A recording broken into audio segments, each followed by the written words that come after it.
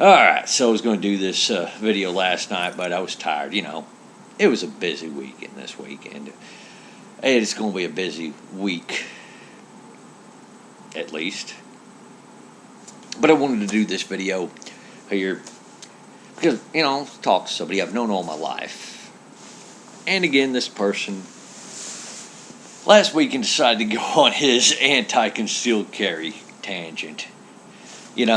Which I kind of found funny, amusing. He always does this, the people that carry guns around, it's just asinine and offensive to him. And he used the catchphrase he always liked to use. Now, I love guns, but I just don't think people should be carrying them around.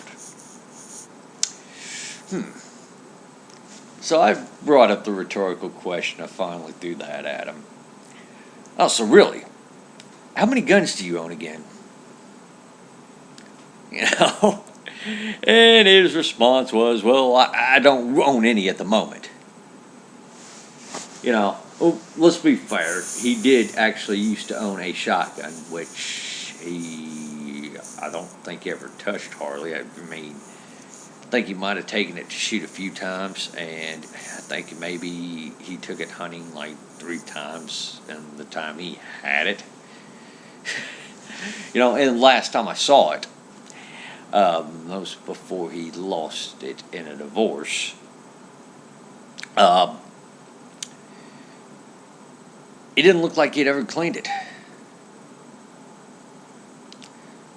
So, again, how much do you really love guns if that's a situation? But you know what? It's not even about loving guns or not loving guns. It's about other people's choices. Well, first off, you're right. You have never needed a gun to protect yourself. And a lot of people haven't. A lot of people will go through their lives with a concealed carry license, and they will never have to use that firearm that they're carrying on them, which is a good thing, But there are plenty of cases where people have used firearms to protect themselves. You can go check that out on the Armed Citizen. And there are plenty of cases where somebody who didn't have a gun to protect themselves probably could have used it to protect themselves. A real big one, Carol Brown. That's been a recent one. And I think, in just about every mass public shooting we've had in recent years, over the time of mass public shootings, I think there have been plenty of cases where if there'd been a concealed carrier carrying there, that there would have been a chance that mass murder would have turned out differently. But gun control advocates refuse to acknowledge that. Gun control advocate will say, we'll make it out to sound as if, no good guy's going to protect themselves with a gun. It's automatically going to, either fail for the good guy, or, the bad guy's going to get away from them, that's going to be the case the whole time. Or the good guy's going to shoot a bunch of innocent people, shoot everybody but the bad guy. And that's how gun control advocates act. Now, on my second point, well, actually, I think I made more than one point already, but this one's going to offend all the Fudds out there. And I'm going to say this right now. Your firearm ownership, the way you exercise firearm ownership, guys, is not utilitarian at all when it comes to protecting people's lives, including your own. In fact, the only firearm ownership out there that I can think of that has the greatest impact on protecting innocent people's lives, and I know I'm not going to offend any of the 2A advocates here, but I will offend the Fudds with this, and that's concealed carry. having a firearm around specifically for personal protection. Training to use that firearm in an instance where you might actually have to use it to protect yourself. You know, that is about one of the only utilitarian purposes for a firearm. Hate to break it to you. You know, but that is. You know, people aren't going to walk around the streets with their AR-15s and stop mass shootings, because a mass shooter's going to see that and probably either go somewhere else or shoot for them first. You know, and in fact, a lot of people, and I believe just about every open carrier will agree with me on this one, is that they open carry their rifles more as a political statement than they do as a means for personal protection.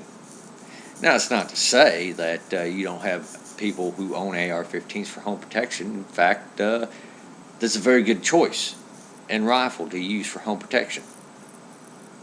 You know, but it's just not something you can carry around with you every day.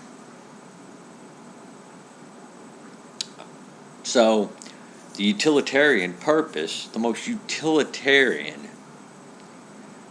purpose in this country for having a firearm is for personal protection. Fudds, your duck gun does not count, as an arm that's protected under the Second Amendment. Sorry, it's not what the founders had in mind. That's why they said keep and bear arms, not keep and bear muskets for hunting, and not keep and bear hunting tools, or keep and bear non-military firearms for hunting. They said keep and bear arms. And a lot of you Fudds, whether you like to admit it or not, you'd be the same people whining the loudest when the government comes and takes your firearms. Albeit, they might get concealed carry first. They're going to get concealed carry first, if they're going to take away anybody's right to own a firearm. They're going to get the AR-15s first. They're going to get all the, quote, non-sporting firearms first. That's a given. What do you think happens after this?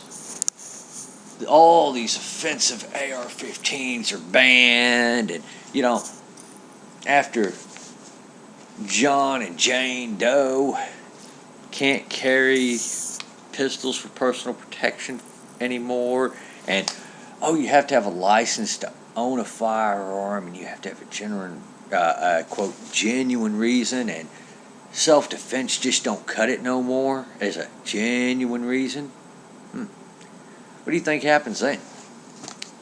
When that next mass public shooting happens and more kids are killed, and the gun control advocates are saying, well, I don't see why we can't tighten the gun laws to protect, I don't see why we can't tighten the gun laws. I mean, why would you even be concerned about protecting some hunter's toy, And if you don't think that they're going to be the only ones coming after your hunting guns, well, shoot, animal rights advocates, activists, are already opposed to you hunting. They're trying to do as much as they can to restrict hunting.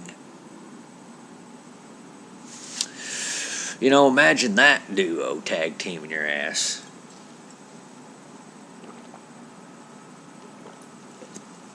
See, and if you're one of those Fudds out there, and by the way, the person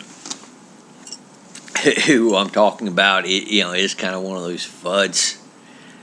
And yeah, the reason why he doesn't have any firearms around is because his wife won't let him, because his wife's a gun control advocate.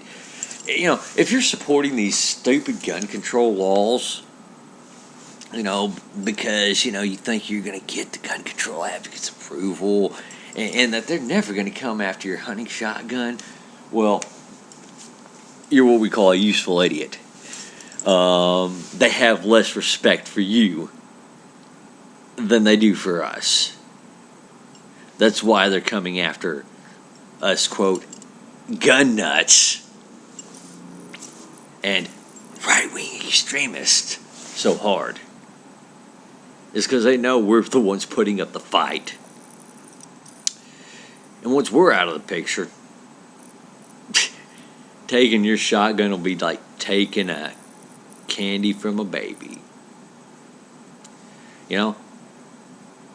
Fudds, guys, you just got to face facts. Nobody likes you in this debate. Nobody likes you.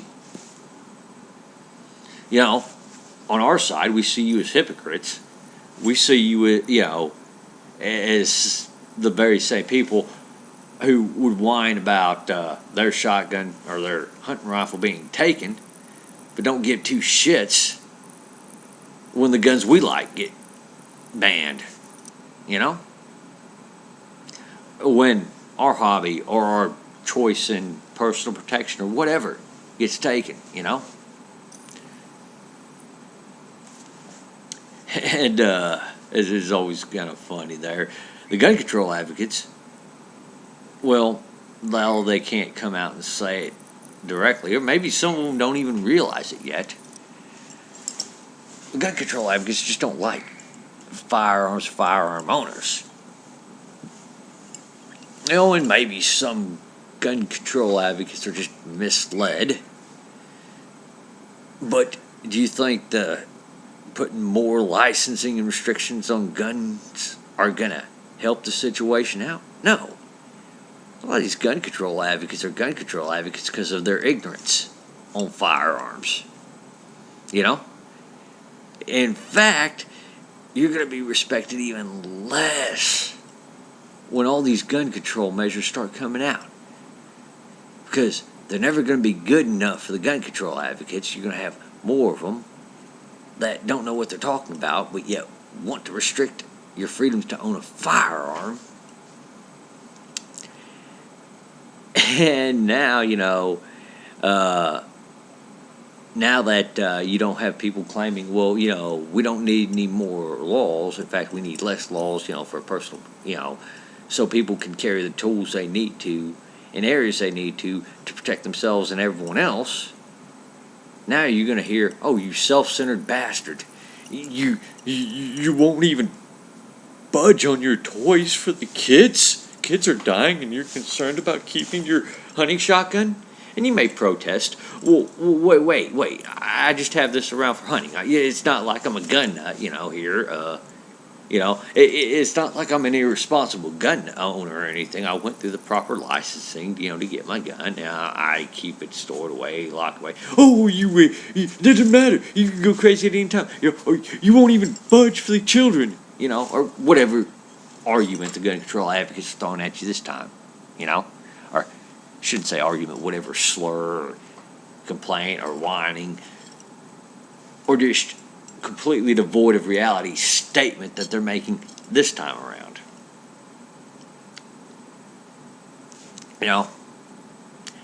Believe me, I've had people I've shot with in the UK, and some of them even over a decade ago were wondering, wait, I've been a law-abiding citizen my whole life.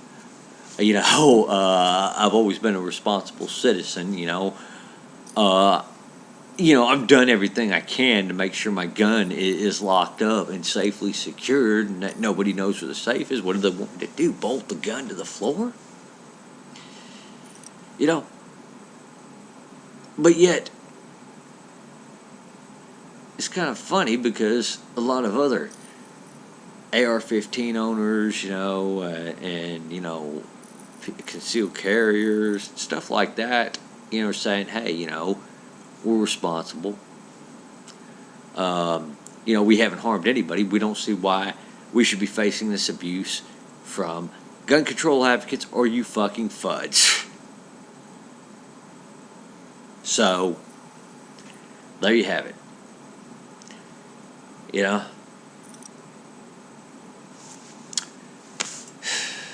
Y'all take her easy now.